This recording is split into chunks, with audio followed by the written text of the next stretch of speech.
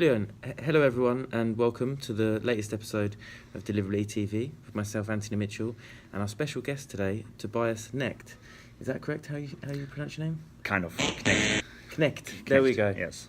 Tobias Knecht. Okay, great. And so this episode really is about abuse monitoring, abuse handling, and basically the importance that has in regards to deliverability.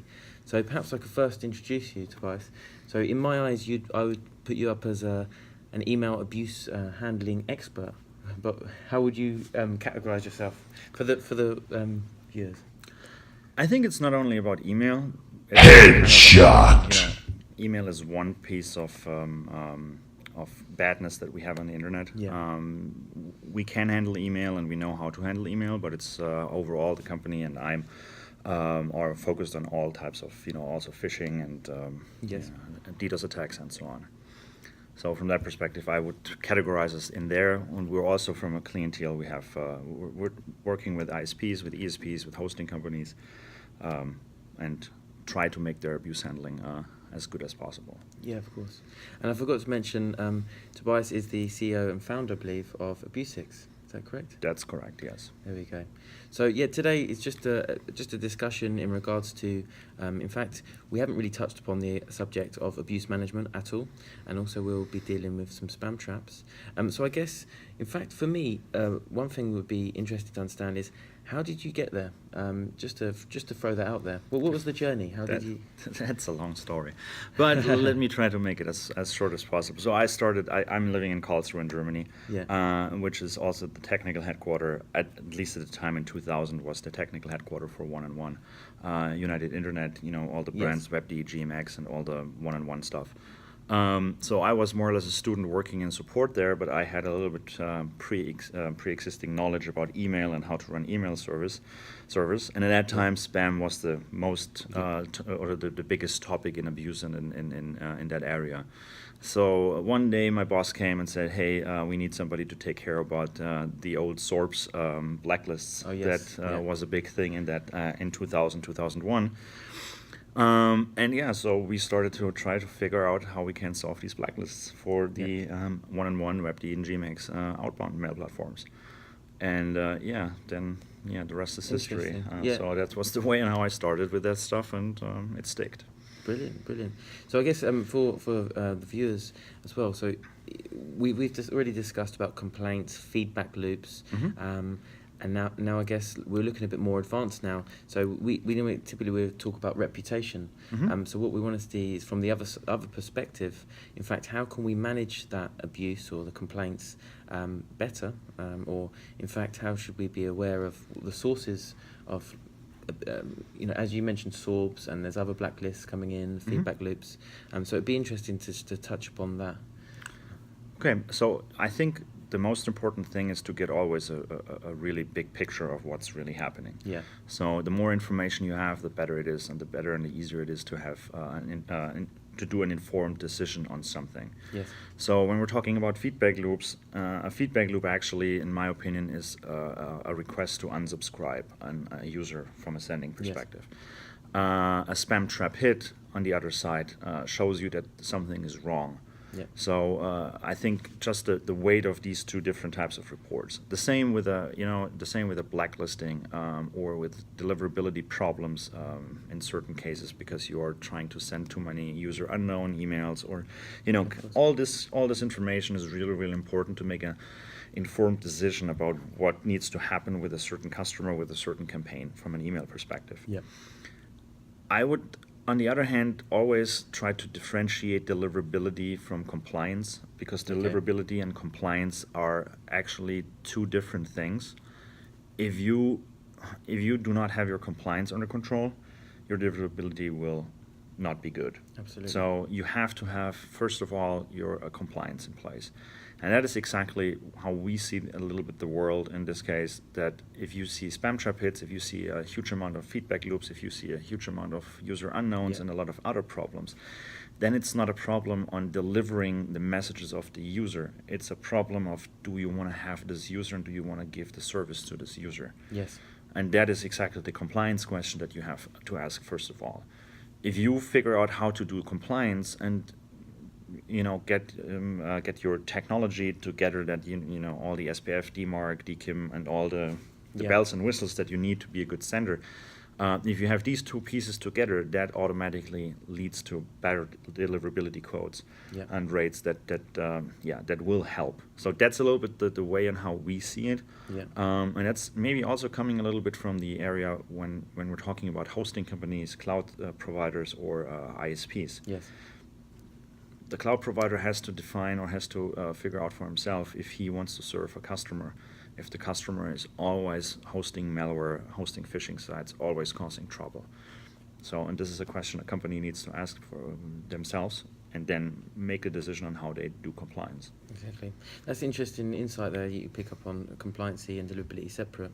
I know that sometimes we try to, let's say, marry the two and find common grounds, because one thing that we've stressed on the channel in regards to data collection, in fact, a lot of deliverability is driven by the quality of the data, and not only that, the compliance of it.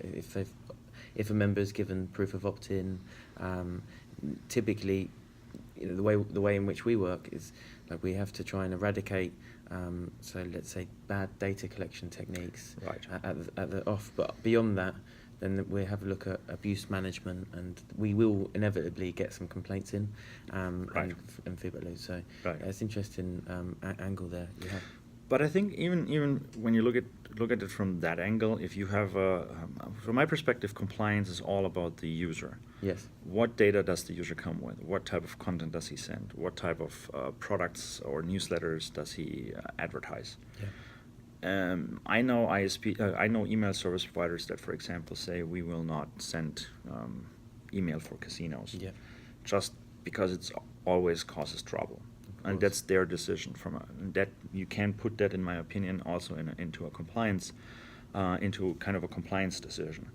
That's why I'm thinking, even if you have people that are, if you get a new list on and the list is not really 100% clean, that is a compliance problem. At first of all, if you have a list where everything says yes, this is all double opt-in and everything is good, and it ends up not being good, I think that is exactly a decision where you as a compliance team or from a deliverability standpoint have to make. Actually, the user did everything right, and that is something, in my opinion, that you can't solve in any way. Because how would you solve it? Exactly. So you can maybe be faster in reacting to something that looks like it's going bad, but that's all you can do. Interesting, yeah. Make it better, do it faster, makes us stronger, than ever. After our work is never over. Work it harder, make it better, do it faster. Good point. So now we've discussed in regards to compliancy, and we'll go back onto abuse management. Let's say, for example, a client of ours or a sender is sending to a database that's correctly signed up.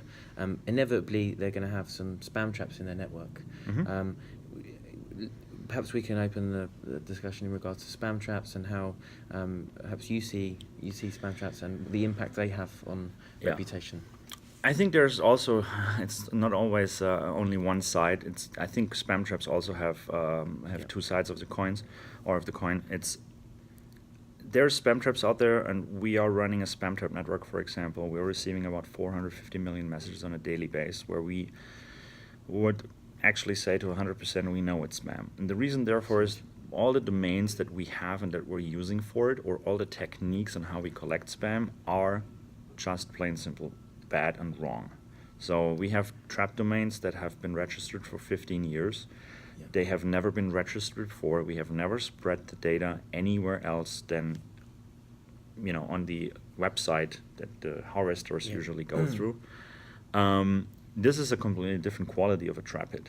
So we also know that we see email service providers handling these trap hits in more or less the way that they fire customers because they hit one of those traps, because that usually means that they have bought a list or something like that. If you're looking a little bit at the definition of spam traps and how, for example, Morg is coming up with the definition which says, if I'm not mistaken, you have to bounce the domain for a 6-month or 12-month. Yes. Then it's a typical, once a year send birthday reminder and birthday voucher, which will hit you. Yeah. You know, at that point, it's not only it's not a spam trap hit as it is. It depends on the quality of the spam Yes. trap hit, and that again is also a definition that the compliance team has to make to look at the data. What type of data do we get, and how do we value the data in different ways? Yeah. What makes sense? Yeah, of course. Oh, thank you for your insights there. It is interesting to get both angles because, of course, we deliverability consultants often they hear out this client. We need to educate them. Mm-hmm. Of course, there's these threats, but actually, spam traps are designed there to actually protect the networks and to perhaps protect these malicious people that are abusing mail streams. Right. So yeah, it's really important to get, as you say, the two sides of the coin. Right. For that.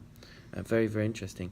So yeah, I guess for the moment, that's a lot of content we've covered already. So we're currently sat in a room in Toronto for the morgue.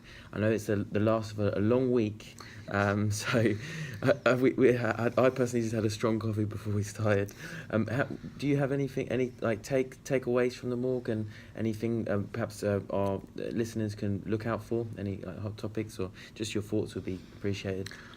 Yeah, I think there's a few good topics coming up. So I'm the chair of the anti-abuse working group here at MOG, and we are working at the moment on a best practice paper for abuse desks, which in this case mainly is focused on hosting companies and ISPs and big network owners.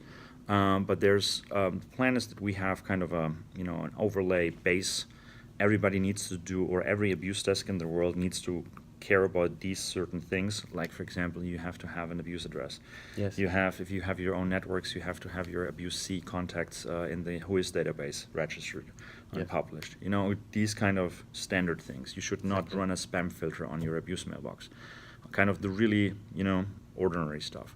The idea that we want to go down with this whole thing is that we have then different types of companies, like email service providers, like hosting companies, like ISPs, work on additional documents or amendments to the first document that tells a little bit the story about how they, within their environment, have to fix certain things. Because an ESP is completely different from an ISP and completely different from a cloud hoster or from a hosting company.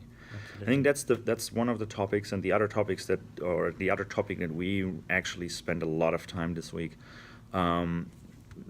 About ARF, because that's the typical way on how feedback loops work. As mentioned at the beginning, it's not only about feedback loops and spam. So ARF is kind of a closed system only for messaging. That's why some people also call it MARF.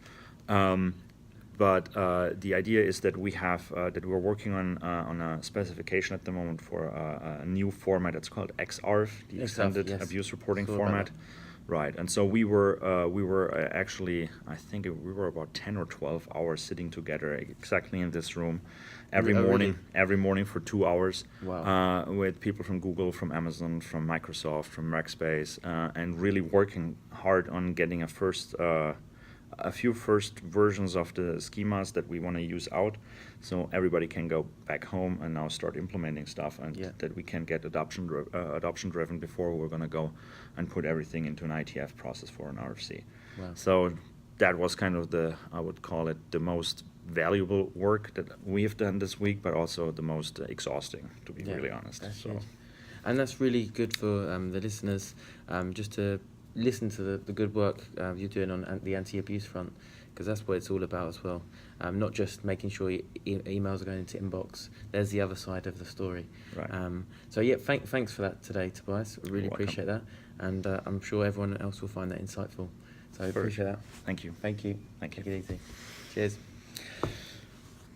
Paranoia is in bloom. The PR transmissions will resume. Now try to push drugs to keep us all dumb down and hope that we will never see the truth around.